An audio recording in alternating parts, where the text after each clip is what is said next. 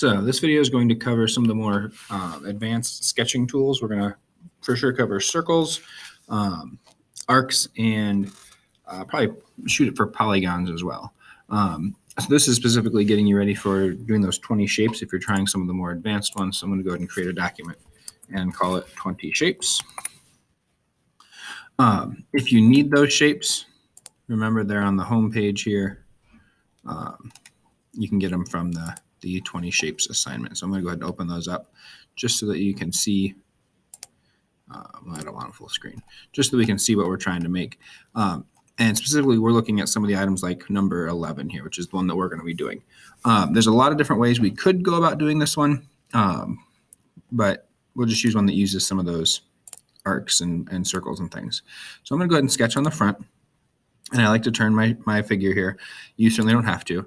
Now, if I look at the front view of that number 11, I see kind of an L shape with then the top rounded off. So I'm going to basically just draw that shape. Draw that shape here. And you'll notice that I can get them to automatically kind of line up with each other. And then for this case, I might use the arc tool.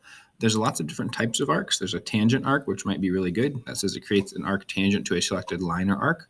Or I could use a 3-point arc, which is gonna let me click on 3 points and the arc will go through those 3 points. Or I could use a center point arc. I think the tangent arc is actually really good here. So I'm just going to click on the 2 points that I want to make, and it will add an arc that is tangent to both of those sides. So that's the shape that I'm seeing from. Oops. That's the shape that I'm seeing from this side here. I need to put some dimensions in here.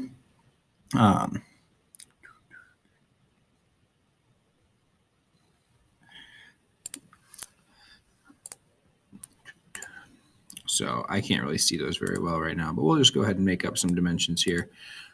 Remember, Onshape is going to let you do things like if it's 12 boxes, you can say, well, that's 12/4, and it'll make it 3 boxes tall.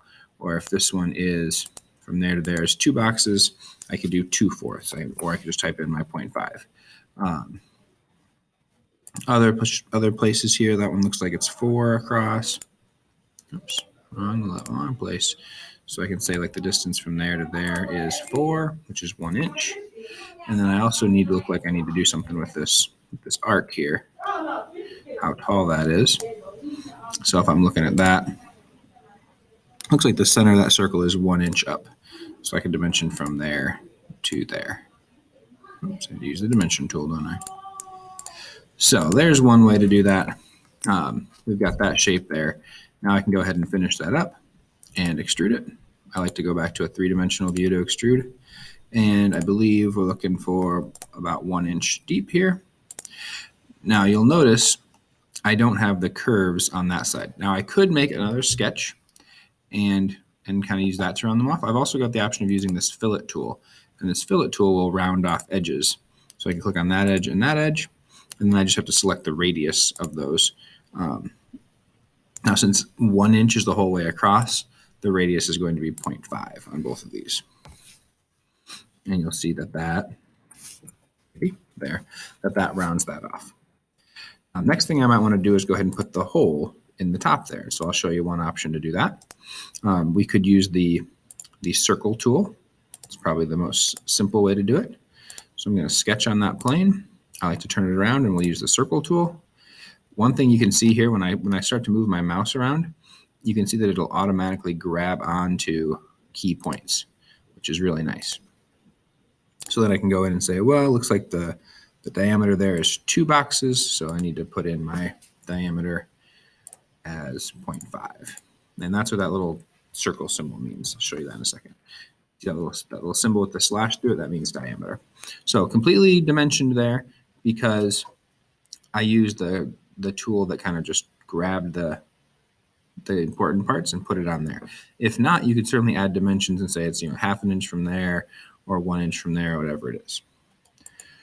Then from there, it extrudes just like anything else. Because I'm cutting that away, I want to make sure that I'm removing, and I'm going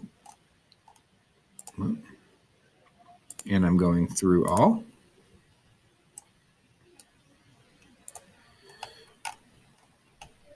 See, that takes that all away. And now the last thing I've got to do is cut this little slot out of the piece here. So if I wanted to do that, I'm going to make a new sketch right on here. And looking back at this, I'm going to kind of make it like a rectangle with 2 arcs on the end. And you see the rectangle is 2 units wide and 4 units long. So I'll start with that. We'll sketch right there. We'll use the rectangle tool. 2 units wide is going to be 0.5, and then 4 units long is 1. And I'll use the tangent arc again. I think that's probably the best way to do it. There we go. Now you see it's still blue because I haven't placed it from the sides yet. So from there to there, that was 1 block, so 0.25. And I also need to say how far is it from there to there. And I believe that's also 0.5. Yep. And so you see it turned black, so I'm good to go. And now I can extrude. I can select all these pieces because I made them as separate parts. And then I can go ahead and go through all and make sure I'm removing. And you'll see that that is cutting out that middle section for me. That should be the part. Now the last tool I wanted to show you is the Polygon tool. So this piece doesn't have a polygon in it, so I won't be actually adding anything to it. But this Polygon tool has 2 options: an inscribed circle or a circumscribed circle. So if I use this one, I select the middle of my polygon and then I drag out, and it is dimensioning. Oops. And it is dimensioning this inscribed circle. So right now it's saying how many sides I want. So I can just say I want 6 sides. And then I can go ahead and dimension the circle. That's what I get to dimension. And you'll see it's the inside circle, which is the same thing as dimensioning to that line there. And that's so it's like the flat side to the flat side. How far is that? So like about a ½ inch from one flat to the opposite flat. That's what that would be. Now, if I use the other one, the circumscribed polygon, there's not a whole lot of difference here. First thing I'm going to do again is select how many sides I want. But now when I dimension to that circle, I'm actually dimensioning to the points. So if I were to make this one 0.5 as well, actually a slightly smaller polygon because I'm dimensioning to the outside points rather than the lines themselves. So 2 different polygon tools you can use if you want. Those have to be regular polygons, which means they are all the same lengths for sides. So a common thing might be like a hexagon for the head of a bolt that you'd use for something like that. So those are some of the basics of our sketching tools. There's also this thing called a spline, which is a lot more advanced. Those are going to come in if you want to do something a little bit more free form. And then we've got a point, which is just a way to stick a point on there. If you want to see where you might use the point, go ahead and watch the video on using the hole tool. I'll explain that in that video.